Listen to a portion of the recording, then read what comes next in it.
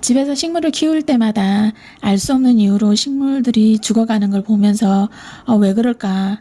왜 식물이 자꾸 죽지?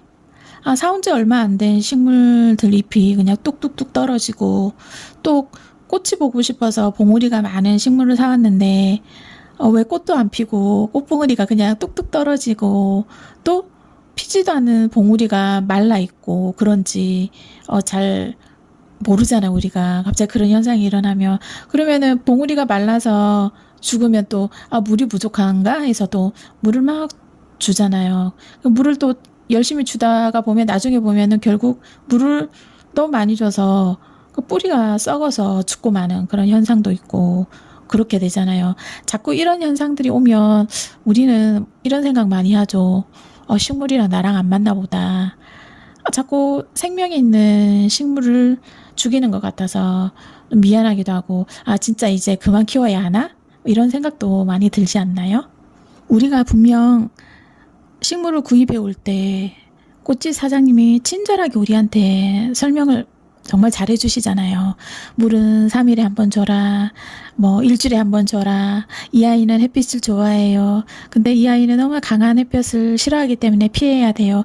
등등등등. 정말 사장님의 열정 어린 그런 설명을 열심히 듣고 나도 잘 키울 수 있겠다. 그렇게 생각하고 돌아오잖아요.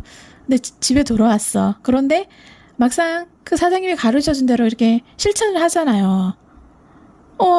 뭐 일주일에 한 번씩 주라고 해서 물을 줬어. 일주일에 한 번. 3일에 한 번 주라고 그래서 줬어요. 햇볕도 피했고 햇볕 좋아하는 친구는 또 햇볕을 보게 해줬고. 그런데 죽어요, 애들이. 식물들이 자꾸 이렇게 죽어. 설명한 대로 분명히 나는 했는데 진짜 나만 그런가? 내가 식물을 못 키우는 똥손인가? 그런 생각도 들지 않나요? 저도, 저 때는 저도 많이 그렇게 좀 죽여봤거든요. 그런 손님들도 많이 만났어요. 정말, 식물하고 나랑은 안 맞다. 도저히 못 키우겠다. 그렇게 해서 포기하시는 분들도 있고, 그런 분들 많이 제가 뵙게 되었는데, 근데 요즘에 또 플랜테리어가 되게 유행이고 인기가 많잖아요. 어느 집이나 다 이렇게, 정말 두세 개 정도는, 하나라도 웬만하면 식물들이 다 있잖아요. 다 잘 키우는데 나만 이런가 정말 포기해야 하나 그런 여러 가지 정말 생각들이 많이 드는 것 같아요. 어떨 때는 분명히 잎이 바스락거려서 잎이 바스락 거릴 때 우리가 당연히 물을 줘야 되겠다라는 생각을 하잖아요. 물을 줬어요. 물을 줬는데 그 다음날에 보니까 또 바스락거려. 이상하다. 얘가 아직도 물이 부족한가 해서 또 주잖아요.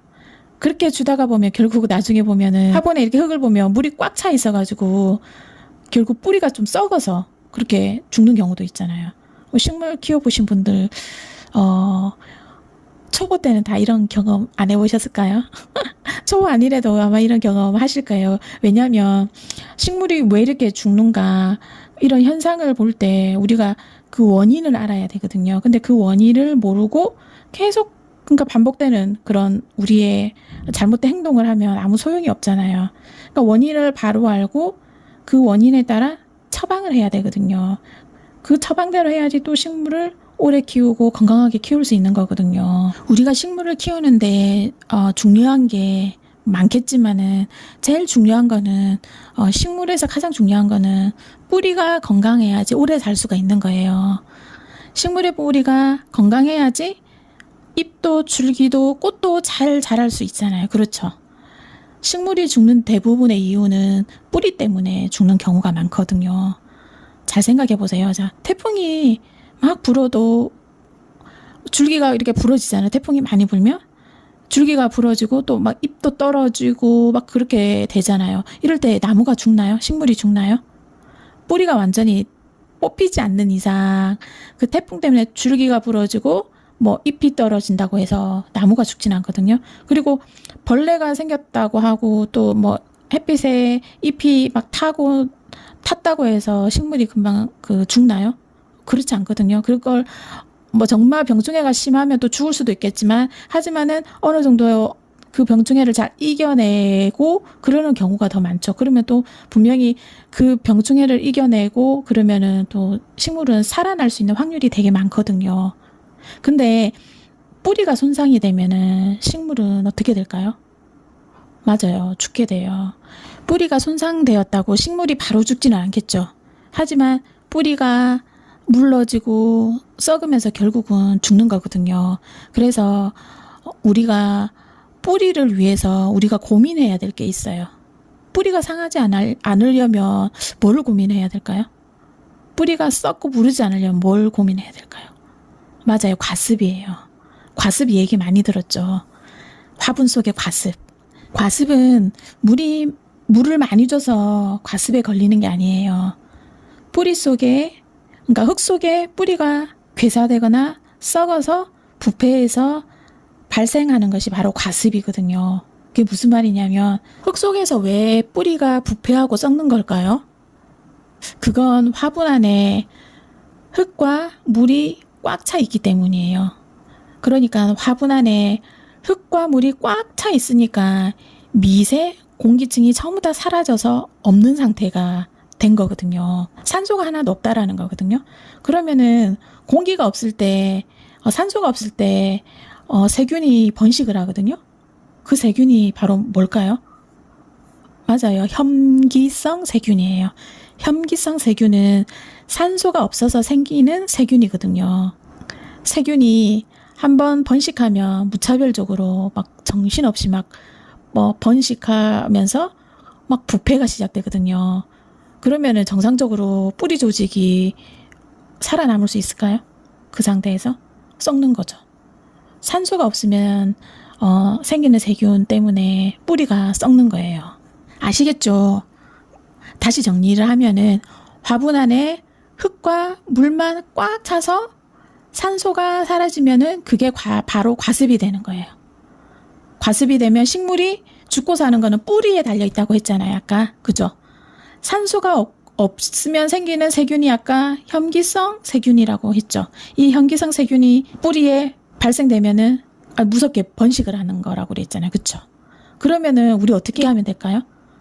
흙 속에 있는 뿌리를 매일 우리가 흙을 파가지고 그냥 매일매일 확인해 볼 수 있는 것도 아니고, 그죠? 어떻게 하면 될까요? 눈치 빠른 분은 이쯤 되면은 뭘 해줘야지 과습을 막을 수 있을 것 같다. 딱 감이 오시는 분도 계실 것 같은데. 뭘까요? 맞아요. 바로 분갈이에요. 분갈이를 배수가 정말 잘 되도록 하는 게 너무 중요해요. 물을 줬을 때 배수가 잘 되면은 공기층도 잘 생기고 또 뿌리가 숨을 쉴 수 있고 뿌리가 건강해지게 되고 또 잘 자랄 수 있는 거거든요. 그러니까 물 빠짐이 잘 되는 배수층을 만들어서 분갈이 하는 거 너무 중요한 것 같아요. 제가 이제 경험할 때, 우리가 보통 식물을 이렇게 모종을 사오잖아요. 모종을 구입하고 나서 여러분은 분갈이를 바로 하시나요? 저는 이렇게 바로 하는 것보다 조금 두었다가 하는데 너무 시간을 놓칠 때가 많아요. 뭐 한 달 이상, 어떨 때는 2달, 이렇게 2달까지 갈 때도 있는데, 근데 이때 제가 경험하는 것들이 무엇이 있냐면은 이제 과습이 뭔지를 그때 제가 좀 많이 좀 알게 됐거든요. 그러니까 모종 우리가 사와서 물 관리를 안 하고 그냥 물 관리를 하죠. 물 관리를 하는데 이제 분갈이 하지 않고 물 관리를 하는 거죠. 계속해서 이제 뭐 물만 주고 이렇게 관리를 했더니 보통 화분도 작잖아요. 했더니 근데 어느 정도 분갈이 할 시기를 제가 아까 뭐 1달, 2달 막 그렇게 놓칠 경우가 있다고 했잖아요. 이렇게 방치해 두면은 그 화분이 작은데도 그 보통 나중에 분갈이 할 때 이렇게 열어보면은 흙만 이렇게 가득 차 있을 때가 있거든요. 그러면 화분이 아무리 작아도 그 작은 화분에 분갈이 하지 않고 흙으로만 가득해 있는 그곳에 그냥 물만 계속 줄 때 그것도 물 빠짐이 잘 안 돼서 결국은 과습이 돼서 죽는 경우가 있더라고요. 여러분 경험 안 해보셨어요? 그래서 분갈이는 어느 정도 적정한 시기에 모종을 사도 꼭 해주셔야 돼요. 아니면 그 작은 화분을 다시 엎어서더라도 배수가 잘 될 수 있게 분갈이를 해주시는 게 너무 중요한 것 같아요. 이거는 제가 아까 모종 사왔다고 그랬잖아요. 모종을 사와서 분갈이를 안 해가지고 이 아이가 요렇게 됐어요. 분갈이 못해서 물만 주다가 과습이 돼버린 상태. 소포라라는 아이인데, 보통 모종보다는 약간 가격이 있죠. 과습으로 좀 상태가 많이 안 좋아졌어요. 처음에 제가 찍어 놓은 영상이 있거든요. 처음에 이렇게 좋았는데 요렇게 됐어요. 그러니까 이 아이를 그 분갈이를 해줬어야 되는데 조금 다른 일 때문에 바쁘다 보니까 분갈이를 못 해줘가지고 요렇게 돼버렸어요. 너무 아까워요. 진짜 좋아하는 스타일인데 다음에 이 아이를 다시 데려와야 될 것 같아요.